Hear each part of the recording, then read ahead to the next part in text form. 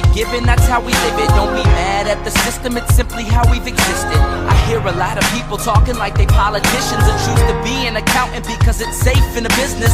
Not because they want to do it, just because they heard it pays. And who the fuck wants to be poor knowing that's how we've been raised? Society is getting heavy, I can feel the weight. The pressure of success is like 100 million pounds of shit. How you guys doing today? It's Anthony Gangi. Welcome to another episode of Tier Talk. Guys, it has been requested that I have more female correctional officers on the show. So after looking wide and deep, we're going to go all the way to the state of Washington to a recent retiree of 30 years in the correctional business as a correctional officer, guys. 30 years. Person just retired in August. Her name is Glenda Kaye, and she comes out of Washington State. Glenda, how are you today? Good. My last name is actually Barron. Oh, so where am I getting the K from? That's my Facebook user. Oh, okay. So we're gonna Glenda Barron, correct? Baron. RRON. Yes. RRON. Well, first off, let me thank you for having over 30 years in this great business. That's a huge dedication. I'm sure a huge sacrifice. So thank you for all you have done in this great profession. 30 years. It's just an honor to have you on the show. So thank you. Thank you. Now, before we go to a break, do you mind introducing yourself to our audience? I'll give them a little bit about yourself. Okay. My name is Glenda Barron. I started at the Washington State Penitentiary in May 18th of 1990. I worked various positions as an officer, all-male prison, 2,500 inmates, about 550 to 600 officers, give or take. We have an IMU, Intensive Management North, and an Intensive Management South, prison hospital, and we house close, medium, and minimum, as well as the intensive management units. So you've kind of done a lot. I know that you've definitely worked various positions. I think the show we want to focus on today, guys, is just being a female in corrections. So most of it's going to deal with the interaction that you may have with staff, or the interaction that you're going to have with the inmate population, the interaction you're going to have with supervisors and management. And again, I think it's going to be a great dialogue, because if you're starting after this profession, especially if you're a female, you need to know what it's like for those who kind of pioneered the way for other females to also be in this profession, to be seen as equals among the men who work in this profession. And by the way, 30 years.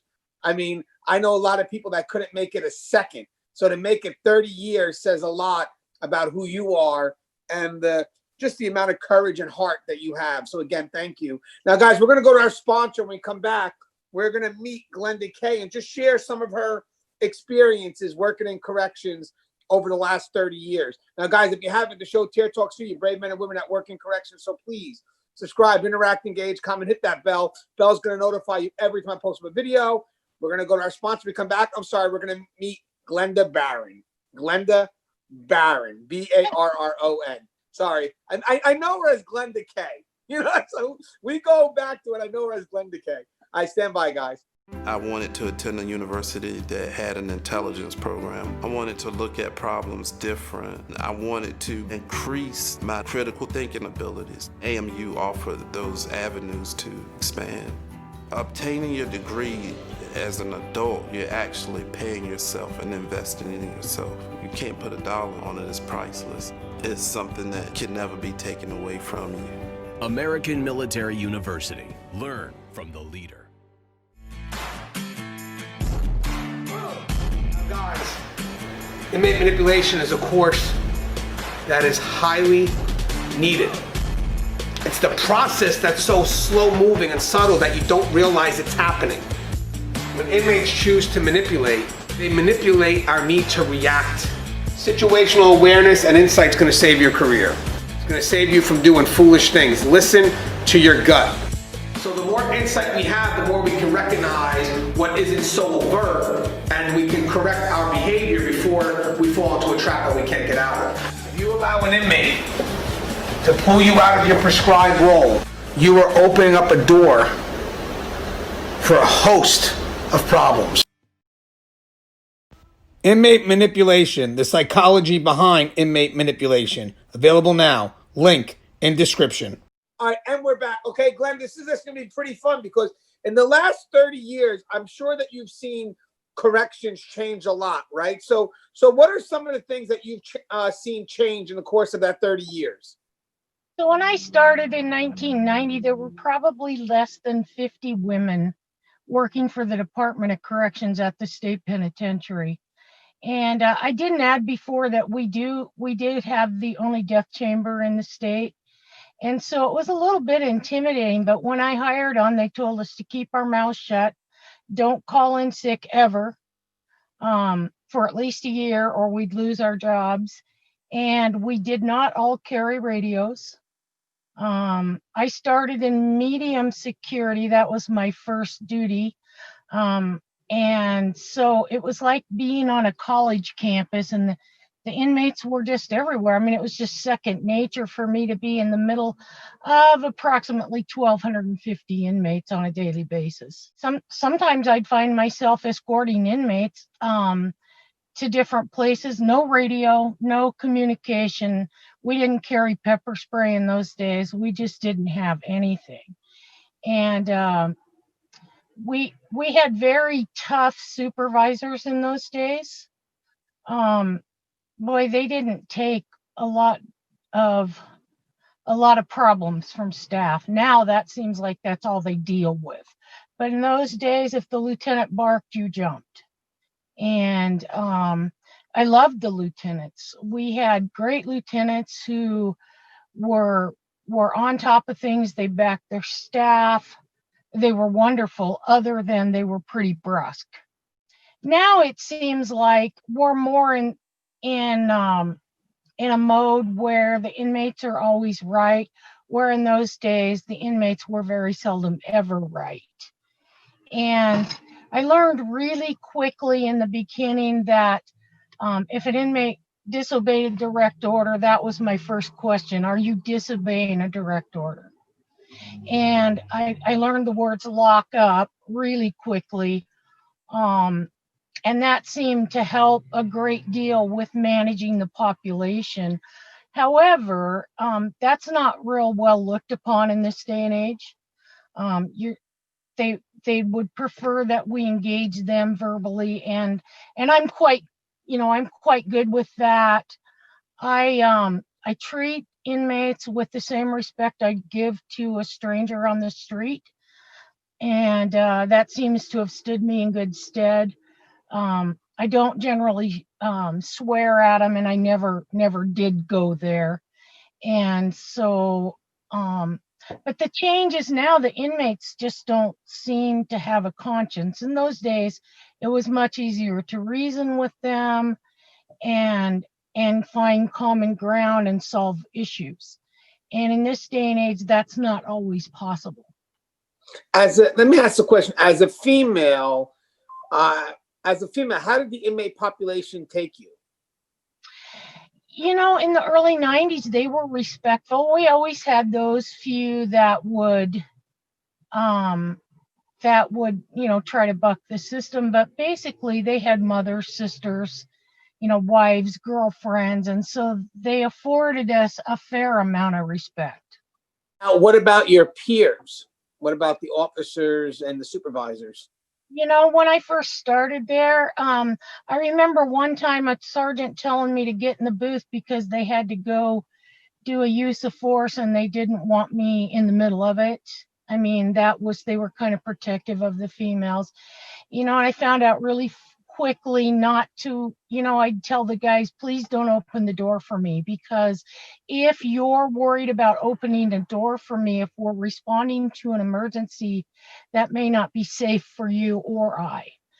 And, they were pretty protective. There were those that hated me and told me to get out of their units, and you just have to stand your ground. And I'd go home and bawl a lot of times, but I never let them see me do that. What do you think it was that they didn't like? I think that some of them were just concerned that I couldn't be there to back them up and that I'd run for cover. in that I probably would not, in an emergent situation, I'd freeze up or just disappear. Now, in my experience, first off, I've seen men run away. So, that can't be just defined by gender, obviously. And I've seen women run to it. I've seen women have tremendous heart. Again, it really is about the heart. At the end of the day, I've walked with women who you're going to want to work a tier with. They just know how to regulate things. They're very organized. They get their directives across. And for the most part, I didn't see the men challenge them as much as I did with the male staff. Now, I did have my experience at the female facility, which I don't think it mattered which gender you were. I just think the females tend to challenge a little bit more. But did you find that the males may have challenged you a little bit less than they did the male officers? At times they did. And like you said, I did have 2 or 3 officers run from a fight and leave me standing. And it wasn't a physical fight because I talked it down. But I very well could have had my head handed to me. But I'm pretty good at talking when my rear end's in danger. So, we learned at the penitentiary, and I went to a normal academy, which is different. I went to the Correctional Officers Academy for Washington State. Now they do a training at Walla Walla or near the facilities called CORE, and it's not quite the same. What are some of the differences now with the training? When I went to the Correctional Officers Academy, you didn't pass the test, you were out. We had DTs, heavy duty DTs. I mean, we had statewide, these guys were state instructors, and we were trained with the sleeper. And I know that's been banned in Washington State for some time. And I know police departments are going away from it, but we were actually trained in those tactics in those days. Did you find your time with the supervisors? Did you feel that, were you allowed to do cell extractions? Did they pick you for anything that, required use of force? They did try to keep me back most of the time. They did try to protect me. And, at one point, I'd even asked the supervisor, I trained the same as the guys. Why are you sending me back and keeping the guys? And he was pretty offended by that, but they were pretty protective of the female staff.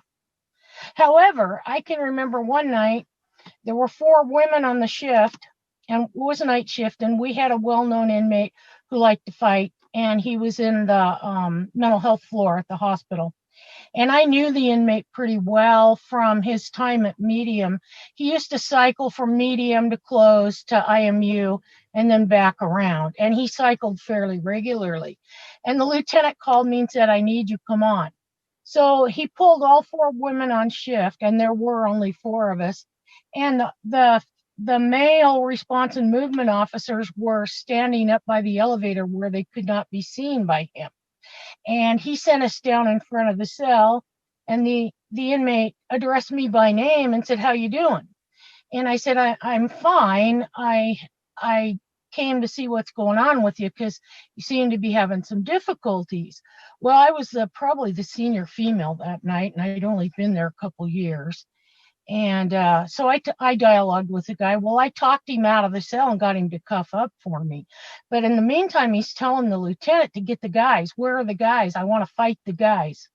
And he says, well, all I have on shift tonight are women for my crew. And he says, oh, Jack, it was Jack Jackson. He says, oh, Jack, I don't fight the ladies. I love the ladies. And of course, Jack did know that. And I talked him out. He backed up. I cuffed him up, took him out of the cell, put him in a shower cell, and removed the restraints. And we never had an issue with him. What do you think are some of the pros about being a female in a male facility? Well, I think that they look to us for maybe not so much sympathy as empathy. And we, as women, we seem to be able to solve problems when you have somebody who may not be as mentally with it, or I don't know, but we seem to have that calming attitude that they take to. Like I said, they have wives, mothers, sisters, girlfriends, and it depends. I mean, you can go in there geared for battle and you can make it worse, or you can talk them down. And what type of pros would you say being a female correctional officer with your peers?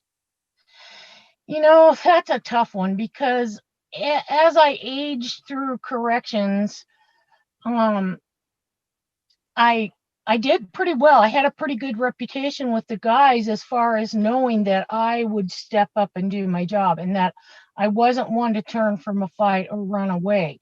But in the last several years, it's ended up being that I had to prove myself to every kid with 2 months on the Hill. And that's a tough one, because they're standing there telling you how to do your job, because of course they just came out of a month of core, and I probably had socks older than them. They were certainly younger than my children. And so you have to do it in such a way that you don't embarrass them to death, but that's usually how it ends up. I gotta ask, when you meet, like, let's say somebody on the streets and you tell them you worked corrections, let's say 30 years, are they shocked? Yes. They have no idea, though. I mean, because I'm a different person at work and on the streets. So I was a 4-H leader and took care of people's kids, and worked with kids and helped with the sports teams at school and things like that. They didn't know the person I was at work, because I put that face on when I arrived at work. And let me ask, we talked about the pros. What about the cons? So let's talk about the cons of being a female and working in a male facility. Like, if I was a female and I'm getting ready to enter this profession, what are some of the things I need to worry about? Well, in all the years I've been there, one of the biggest challenges has been women who start working there and find the love of their life behind bars. And to me, it's totally abhorrent. But these women find love in the darndest places. And for me, that was the toughest to overcome, because it's almost an embarrassment. They almost look at you like you're a suspect until they verify that you are not going to fall in love with an inmate.